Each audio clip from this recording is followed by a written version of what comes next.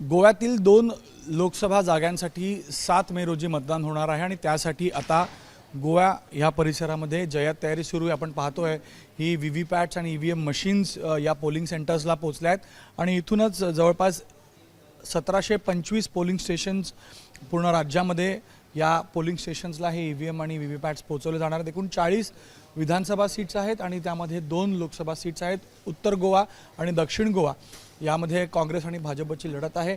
याशिवाय आपण 1725 polling stations मधील 863 पोलिंग स्टेशन्स हे उत्तर गोव्यामध्ये आहेत, तर 862 पोलिंग स्टेशन्स हे दक्षिण गोव्यामध्ये आहेत। मेडिकल कॅम्प्सपासून सिनियर सिटीजन्ससाठी 8 मॉडेल पोलिंग स्टेशन्स बनवले गेले आहेत आणि मोठ्या संख्येत या दोन्ही लोकसभा जागांसाठी पोलिंग एजंट्स म्हणा किंवा जे कर्मचारी आहेत त्यांना इथं बोलवलं गेलं आहे। आपण हे पोलिंग स्टेशनच्या बाहेर जर आलो तर ह्या परिसरामध्ये ही दृश्य आपल्याला पाहायला मिळत आहेत।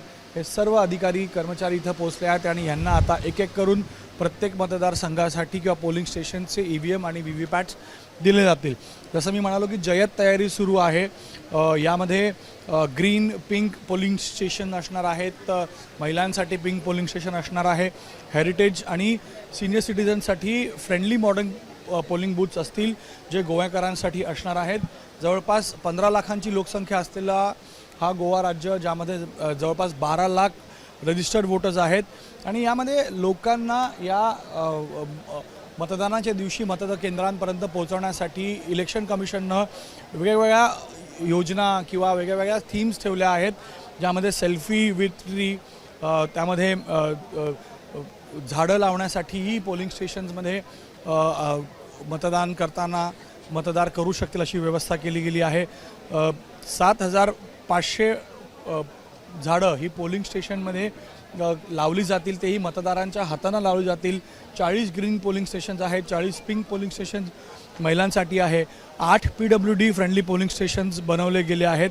याशिवाय इतर व्यवस्था आहे बूथ्समध्ये आणि पोलिसांची जर व्यवस्था पाहिली तर जय्यत तयारी पोलिसांची आहे। सेंट्रल डेप्युटेशनवरती फोर्सेस तर आलेच आहेत, पण गोवा राज्यातले पोलीस कर्मचारी आणि अधिकारी देखील मोठ्या संख्येत असणार आहेत आणि अशी ही तयारी आहे। एकूण पूर्ण पोलिंग स्टेशनची माहिती घेतली तर दक्षिण गोवामध्ये आणि इथं 17 लाख आणि 17,80,000 वोटर्स आहेत आणि या वोटर्स मतदान व्यवस्थित करू शकतील यासाठी ही जय्यत तयारी आपल्याला पाहायला मिळते। हे सर्व अधिकारी आता आपल्या आपल्या पोलिंग स्टेशनच्या परिसरात जातील, तिथं हे ईव्हीएम आणि व्हीव्हीपॅट सेट करतील। यासोबतच CCTV फुटेजच्या माध्यमातून प्रत्येक पोलिंग स्टेशनमध्ये इलेक्शन कमिशनची नजर असेलच आणि याशिवाय सकाळी मॉक पोलिंग झाल्यानंतर उद्या मतदानाला सुरुवात होईल आणि या वेळेला दक्षिण आणि उत्तर गोवामध्ये जी लढत जोरदार आहे आणि त्यासाठी जय्यत तयारी निवडणूक आयोगाकडनं केली गेली आहे। कॅमेरामॅन रुपेश शेजारसह गणेश ठाकूर, ABP माझा, गोवा। ABP माझा, उघडा डोळे बघा नीट।